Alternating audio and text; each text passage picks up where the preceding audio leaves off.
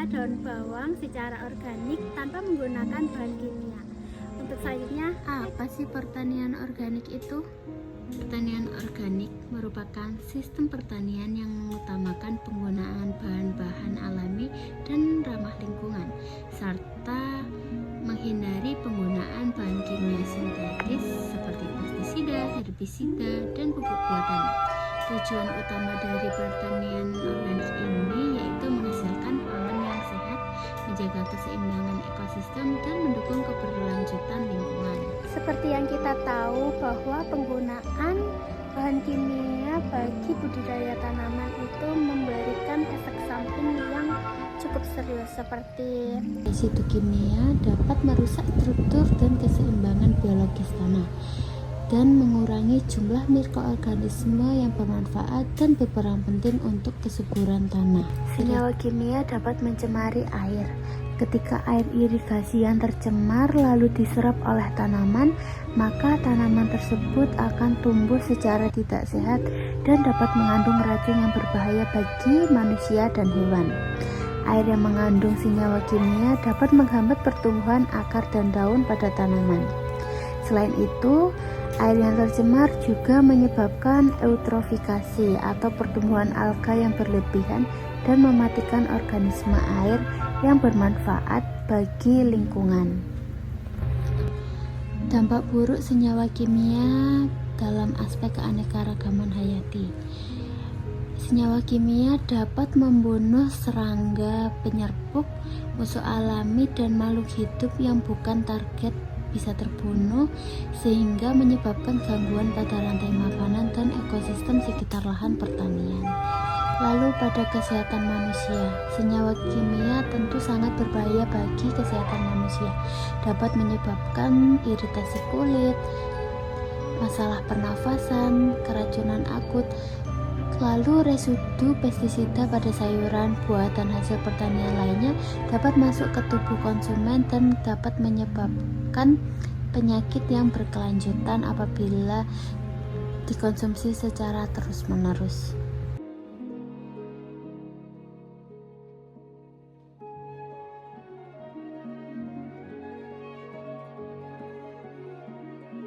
Sebelum melakukan budidaya daun bawang secara organik, kita perlu mempersiapkan step by step. Untuk step by stepnya akan saya jelaskan tayangan selanjutnya. Step yang harus dilakukan dalam kegiatan budidaya daun bawang yang pertama yakni mempersiapkan media tanam. Untuk media tanam itu sendiri terdiri dari 3 komponen. Yang pertama yakni pupuk kandang, yang kedua sekam, dan yang ketiga tanah dengan perbandingan 2:1:2. Yang selanjutnya yakni membuat gulutan. Untuk tanah yang sudah dicampurkan, maka tanah tersebut akan dibuat gulutan sebagai tempat penanaman tanaman dan didiamkan selama 4 hari. Yang selanjutnya yakni pengujian pH dan pemberian dolomit. Melakukan pengujian pH pada tanah dengan alat pengukur pH. Apabila tanah memiliki pH kurang dari 6, maka sebaiknya diberi tambahan kapur dolomit. Hal itu dikarenakan daun bawang tumbuh optimal pada tanah dengan pH sekitar 6 hingga 7. Jika tanah terlalu asam, maka akar akan mudah rusak karena racun aluminium yang aktif pada pH rendah. Lalu pertumbuhan tanaman akan menjadi kerdil dan hasil panen menurun. Berikut ini merupakan beberapa alternatif yang dapat dilakukan dalam kegiatan budidaya daun bawang. Yang pertama yakni pemasangan naungan. Pemasangan naungan atau atap pada gulutan berupa plastik bening dengan tujuan melindungi tanaman dari hujan lebat, hama, dan sinar UV berlebih, menghambat pertumbuhan gulma dan menjaga suhu kelembapan. Yang selanjutnya yakni pemasangan mulsa.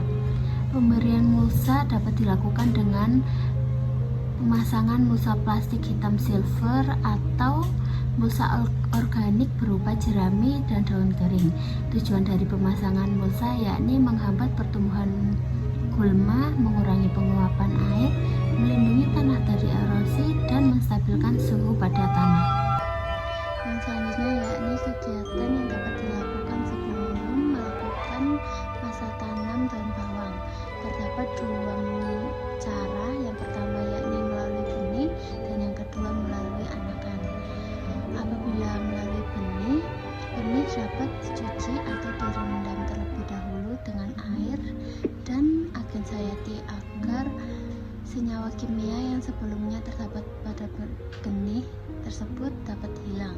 Yang selanjutnya yakni mempersiapkan media semai yang terdiri dari kompos dan tanah halus. Lalu taburkan benih secara merata dan tutupi dengan tanah halus. Lalu kemudian siram tempat persemaian dengan spray. Tunggu hingga 3-4 minggu tanaman mulai tumbuh menjadi bibit, lalu dipindahkan ke lahan. Yang selanjutnya yakni anakan. Potong daun bawang sekitar 3-5 cm di atas akar pada bagian bonggol, lalu tanam pada tanah dan siram dan berikan pupuk secara berkala. Yang selanjutnya yakni pemupukan.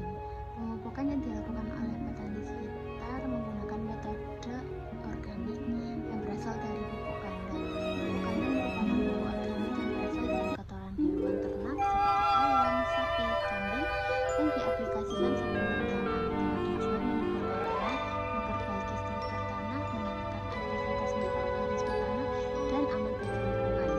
Yang selanjutnya yakni PGPR. PGPR merupakan kelompok mikroorganisme atau bakteri baik yang hidup di sekitar akar tanaman yang membantu tanaman tumbuh lebih sehat, cepat, dan kuat tanpa bahan kimia berbahaya serta memiliki banyak manfaat. Pada kelompok tani belenjong ini menciptakan PGPR yang bernama Bioong Plus 1, merupakan jenis pupuk hayati cair yang diproduksi oleh pengelola kampung belenjong.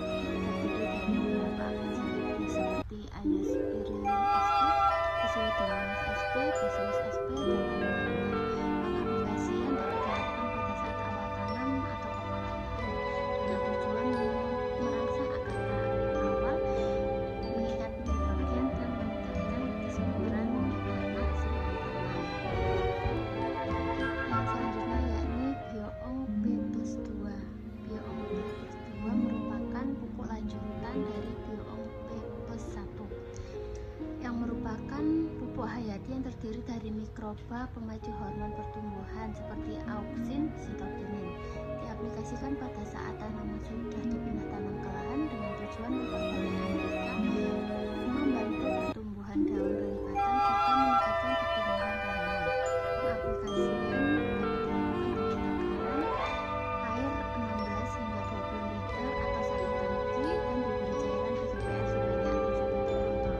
Lalu diaplikasikan, disemprotkan kepada tanaman. Biasanya yakni pengendalian OPT. Seperti yang kita tahu bahwa kegiatan budidaya tanaman akan tetap mengalami beberapa kendala seperti gangguan dari organisme pengganggu tanaman. Organisme pengganggu tanaman merupakan semua organisme, hewan, tumbuhan, dan mikroorganisme yang dapat mengganggu kegiatan budidaya tanaman, merusak, serta dapat mengganggu hasil panen.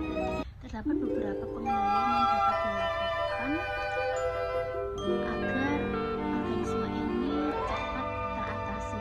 Tentunya pengendalian itu dilakukan secara organik atau tanpa menggunakan bahan kimia.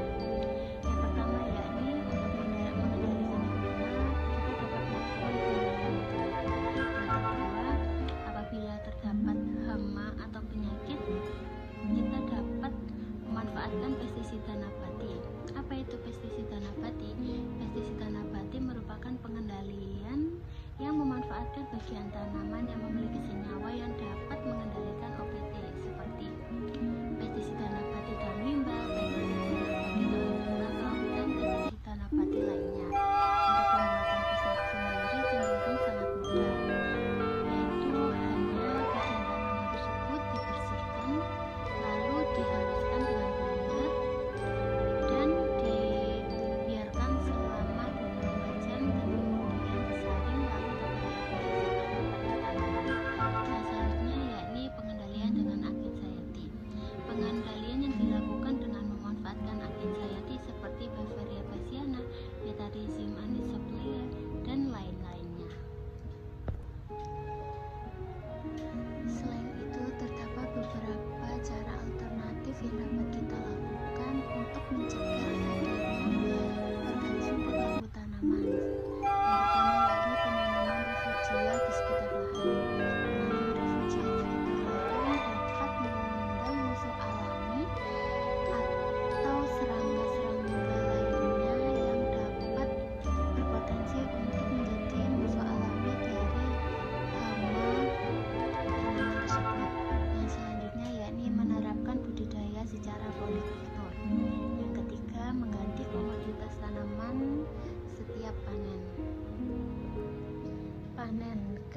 Saya panen daun bawang yang pertama yakni tinggi tanaman kurang lebih 30 hingga 40 cm.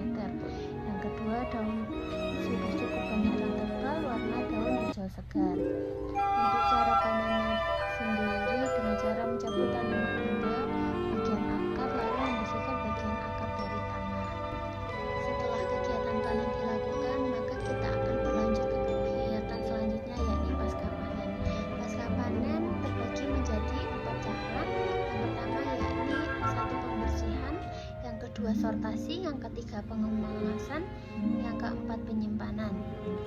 Baik, saya telah memaparkan bagaimana sih cara-cara budidaya daun bawang secara organik.